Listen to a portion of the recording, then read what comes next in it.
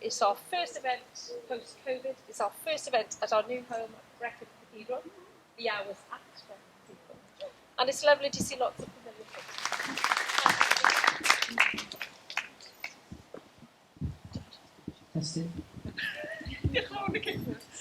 Thank you for the invitation.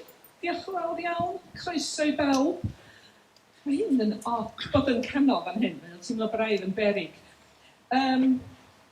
Sian Northey dwi un o gyd-olygyddion y gyfrol. I'm Sian Northey. I'm one of the co-editors. I co-edited with Nes Owen. And Nes yn sgwennu yn Saesneg gyda llaw Nes writes in English. Bod ti'n siaradwr Cymraeg, Crigil, gyfiaith gyntaf, even though she's fluent Welsh speaker, first language Welsh speaker. And there were several poems in that collection, Mamiaith, which talked about her relationship with the language and how she didn't feel confident enough to write her poetry in her own language almost. The book was created with an open call out for people to send in poems either in English or in Welsh. Ar ôl hynny, oedd yn cael ei cyfieithu i'r iaith arall, gyn y bardd neu gyn gyfieithwyr eraill. Poems came in either English or Welsh and were translated into the other language. These, and by Nes, Sion Aled, who's over there, translated a lot of them. What you'll see is the language the poem was sent in its original language, and then the translation. And when we'll be reading today, we'll read them like that. So you'll hear the original first, whatever language it is, and then the translation.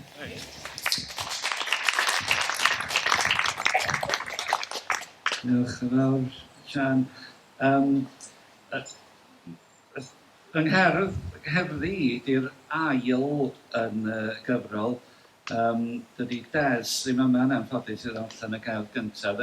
The very first couple of poems in this book start off right at the very beginning or the end, depending from which way you're looking, of the A470 in Llandudno, and actually takes us to the roaming goats of Llandudno. Hacrwch yn cofio'r lawnt fawr na yn Betws, yn llawn fel heddiw o chwerthin a gweiddi siarad, blith drafflith, fel gwylanod ar ei gwyliau o'r môr. Jolly raid I deulu di-gar, drwy garedigrwydd yn Cylhyw. Doedd mam ddim yn licio, ond nes I rioed warafu'n elusen. Da ni'n mynd I tŷ hyll, mi gofiai gymaint o hynny, ble mae yna hen wrach yn byw, felly mi hafiwch. Digon pryderus fy'r daith yno, ond doedd y tŷ ddim yn hyll, na'r ddynas fawr ei chroeso yn fawr yn wrach. Ella mae dyna'r diwrnod y dechreuais ddysgu fymryn bach, mae reit aml jyst ein deud sy'n hyll. Ugliness. It was on that big lawn in Betws, full, just like today, of laughter and shouted chats criss-crossing the air like seagulls on furlough from the coast. A jolly ride, which my man derided, courtesy of Uncle Hill. To me, a welcome charity. We're going to Tŷ Hyll, and that much I remember, where an old witch lives, so behave. Getting there gave me shivers. But it wasn't an ugly house, and the cheery old woman wouldn't make much of a witch. Maybe it was that day that I started to learn a tiny bit that the ugly is often just in our words.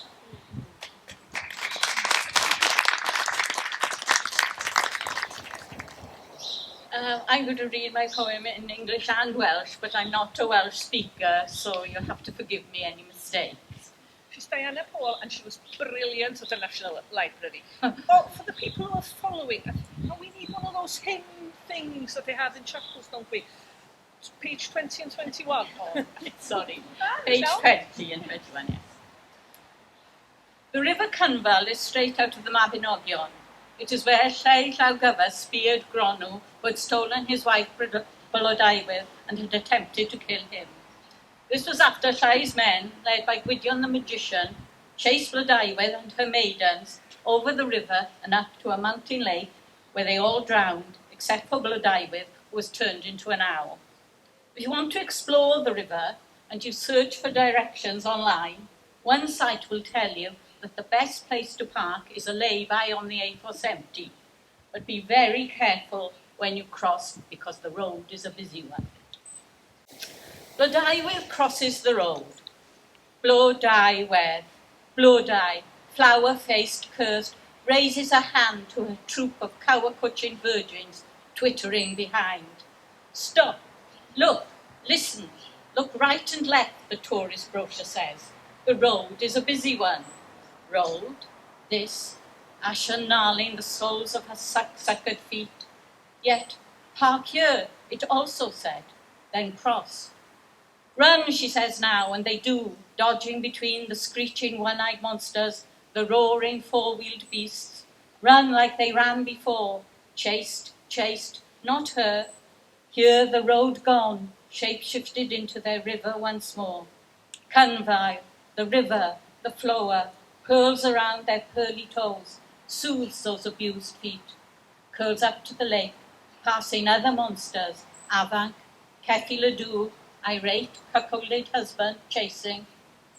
Look right, look left, but not behind, she tells them, but they do not hear, falling, drowning, all but her, foolish virgins. But her, no need for road, river now, flying. Blodeuwydd yn croesi'r ffordd. Blodeuwydd, gyda'i gweth o flodau dan felldydd, mae'n codi llaw I atal am orwnion, sy'n ofyn gwtio yn chwerthin yn nerfus y tu ôl I hi. Stop, arhoswch, edrychwch I dde ac I chwith, mydd y daflun dwristiaid. Mae'r ffordd hon yn brysur.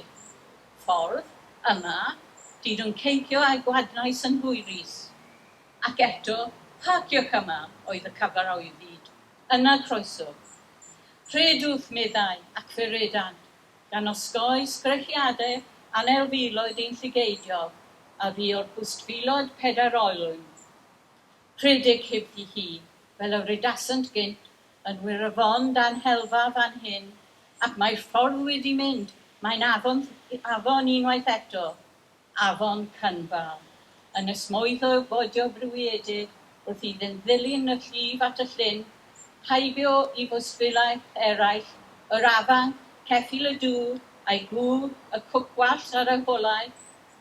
Edrychwch I dde, edrychwch I ffwyth, paidiwch ac edrych yn ôl goch myna hi.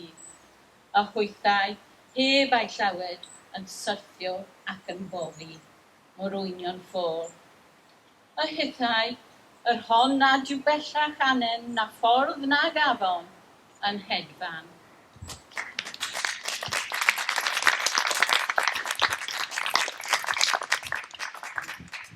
Diolch yn fawr, Bera. Diolch yn fawr. Yng ngherdd ni ydi hon, rhyw 4 awr. A rhyw 4 awr mae o'n gymryd I ni ar hyd yr A470 o'n Nghartref Henrhyndeudraeth I lawr I Gaerdydd. Rhyw 4 awr. Per arall hon bydd dynion a swyddi, perfformiadau, gemau, gweithdai, amgueddfeydd a chynadleddau.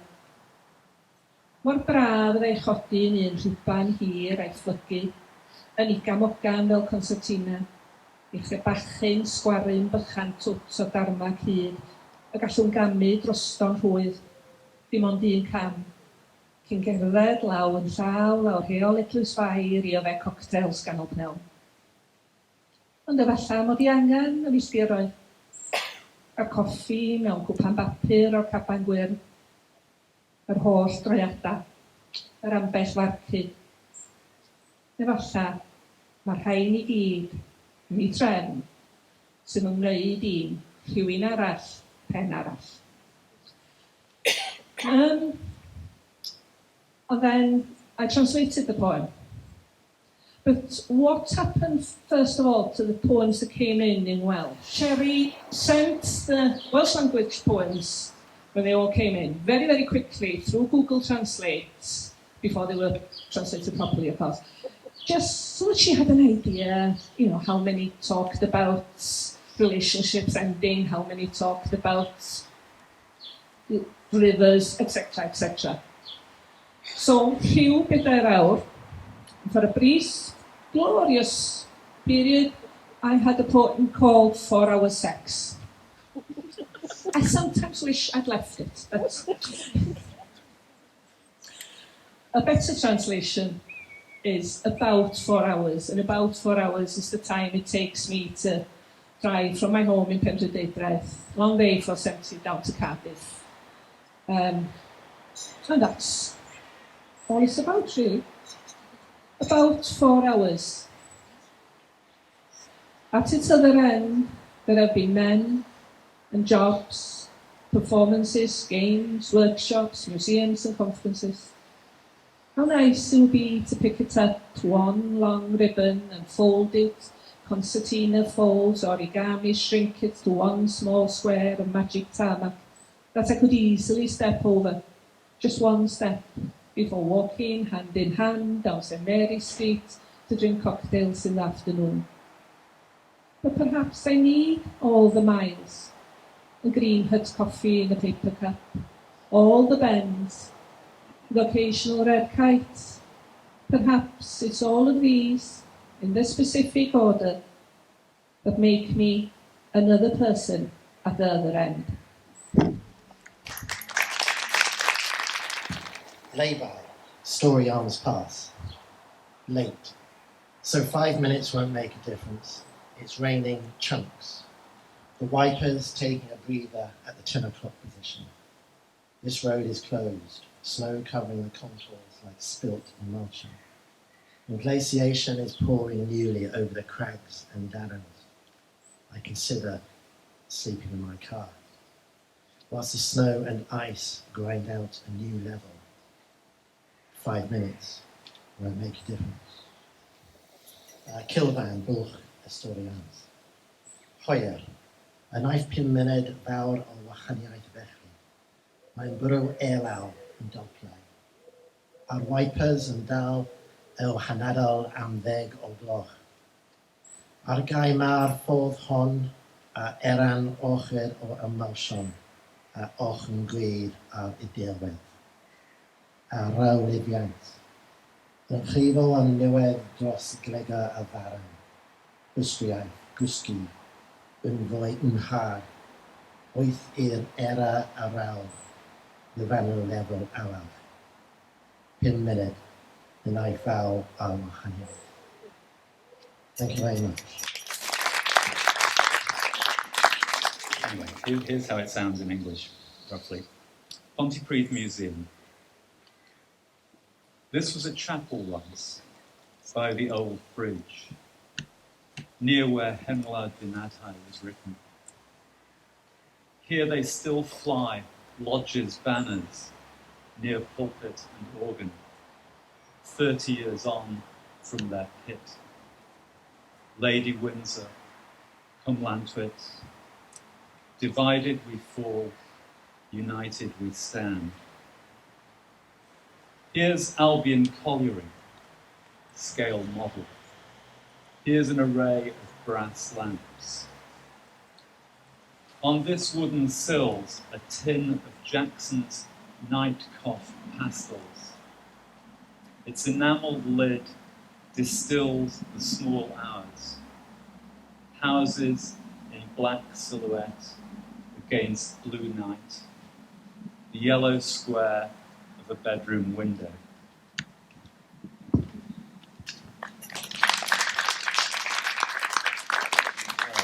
And I loved translating this poem because I love the atmosphere of y cymoedd, the valleys, and this gets it for me. Amgueddfa yma Pontypridd. Roedd capel unwaith ger yr hen bont a lle coffeir cyfansoddi pen lad fy nhadau. Ac yma mae baneri y Cymru'n feidd yn chwifio eto ger y pilpryd a'r organ. Ddeng mlynedd ar hugain llwm ers cau Lady Windsor a glofa'r cwm. Divided we fall, united we stand. Dyma lofar Albion model, a dyma ddigon o lampau pres. Ar y silff bren yma, dyma dyn o Jackson's Night Coff Pastils, yn dwy'n atgofion o oriau man o sweithiau meithion, ac am linell y tai tywyll ar gefndir glasfur nos, a sglarin ffenest llofft yn gloiwyn felyn. Is the last poem in the book, and as soon as I heard there was a call out for poems about the A470, I straight away knew what I wanted to do, which was a poem about how I became a Welsh speaker. Taith, teithio, iaith, ieithio. That road with its name like a code to something meant then no seatbelts. South, rare trips to the city from our valley, down graffitied Nant Garw. Our Ford Cortina spluttered towards the lady's face in the Garth Hill, past the effigy to the Queen's silver jubilee. Years later, living 2 blocks from I-29, driving a pickup truck with AC, Hiraeth found me, pulled me back to live along the Taff and that road which I learned ran straight through the land where John Tripp's forge used to be. Geiriau became my way. Ces I ddim cyfeiriad gyda tenses neu treigladau. My Welsh was a car crash on slick tarmac. Took me on the hazardous journey syth lan y rhydweli o fy nhafod tramor fy hun. Teithiais y tynnu gwaed yr iaith hynny, lan yr ysgwydd ac yr arddwm corff o lad.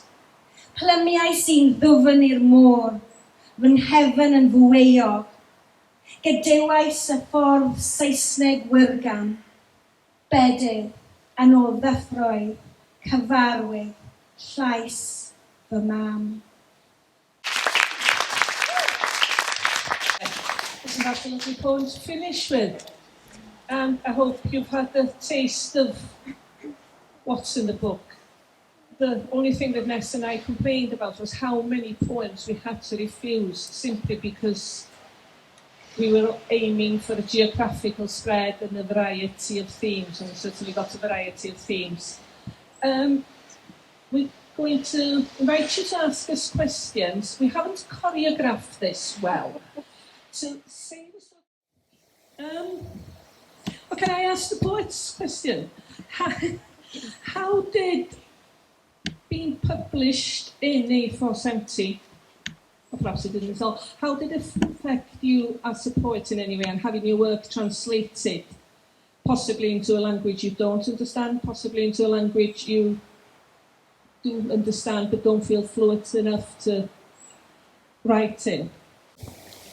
Yeah, I think the bit I liked the best when I was writing my poem was the middle bit where I'm kind of not quite yet in Welsh and I'm still in English and the two languages playing against each other, because I felt really free, whereas because I'm a second Welsh speaker, when I'm writing in Welsh I'm always aware that there's bound to be lots of mistakes, but I've given up caring a bit about that now. But yeah, that middle bit where the words wanted to kind of resonate, that was quite powerful feeling when I was writing that. And then I could just finish the poem. So I started it, I didn't translate at all. I just wrote the first bit in English and it happened then, so that was quite interesting. My cwestiwn gyntaf, the first question is to the poets. Did you start several poems and then choose one? And to the translators, I've got 3 boys who are Welsh medium educated and very keen on singing, but they're very keen on singing new songs, and so they translate everything, or they try, and it's hard work to get the translation right. So was there a poem that you translated for somebody else that you had to phone them up and say, what exactly are you trying to say here? Phone people up and ask, can you tell me more about that? Treat me like a thick 14-year-old trying to pass an exam and tell me everything. But other times you can't, for whatever reason, get hold of the poet, and you have to just trust the images and your own sense of what the poem is. Dwi'n cytuno i ddweud y gwir. Yes, when somebody said, I can't remember who now, but when you write a poem, you have to, in a sense, let it go out of your hands. That is, you must allow the reader, the audience, to make their own interpretation. And it may be quite different from what you intended. That's what publishing a poem to me means. And it's the same in a way with translation. If you allow your poetry to be translated, you have, in a sense, to trust the translator. And they may not always get it right by what you thought. I mean, I've had a few of my own poems translated, and sometimes the translation comes out not what I actually intended, but I let it go. It was just the one poem. Well, I don't normally write poetry, but when the call-out came, I was working on a novella set in the Cynfile Valley.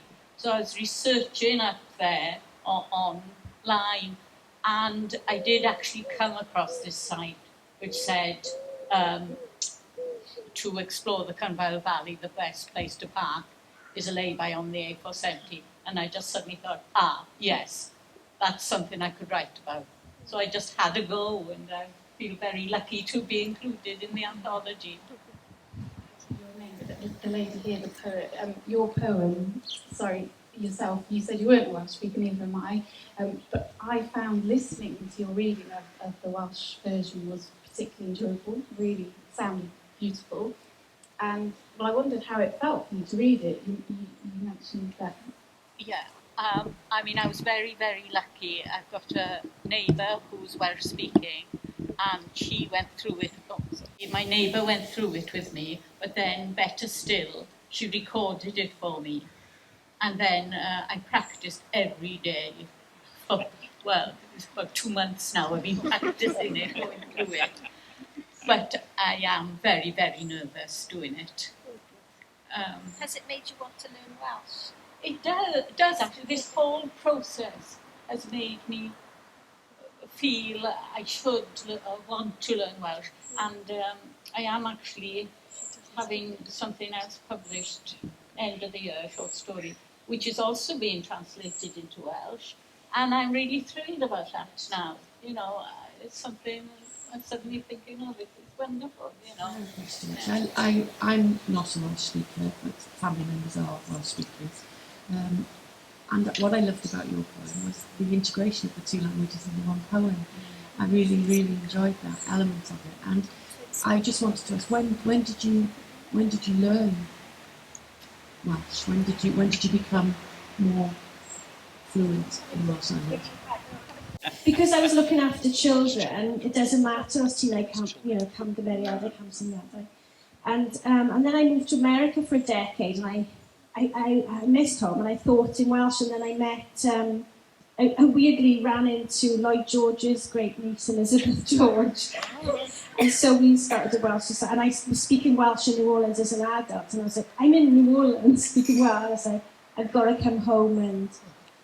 And then through meeting Welsh writers and musicians, who kind of like people like John Gower and Eileen Carrado, people who they just so warm, and it's fine to make mistakes, you know. And in fact, the bit in my poem, my car crash was my Welsh was a car crash on slick tarmac, comes from Eve Ratglin says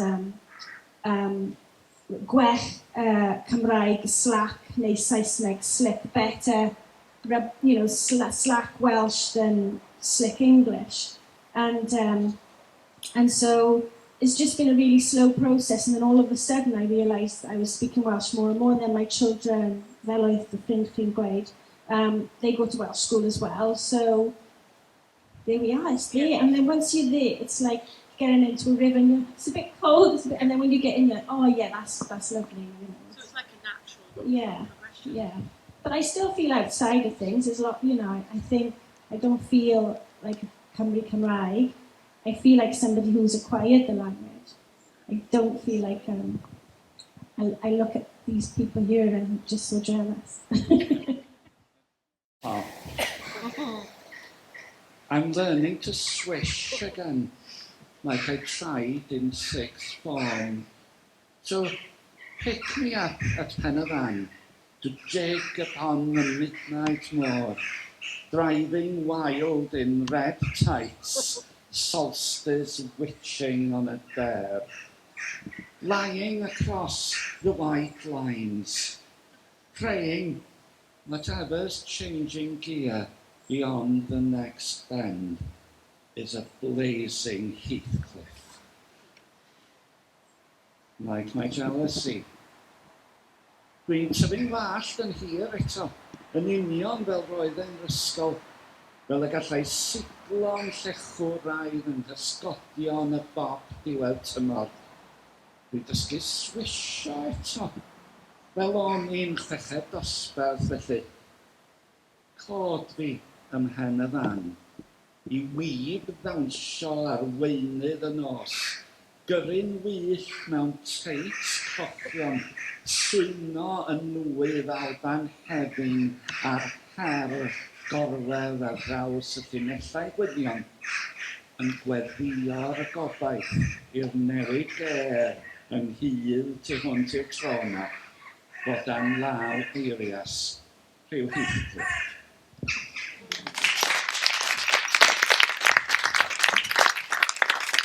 Diolch yn fawr iawn. Diolch yn fawr iawn I chi gyd. Diolch yn fawr everybody. The book is for sale inside. Diolch yn fawr iawn I chi gyd.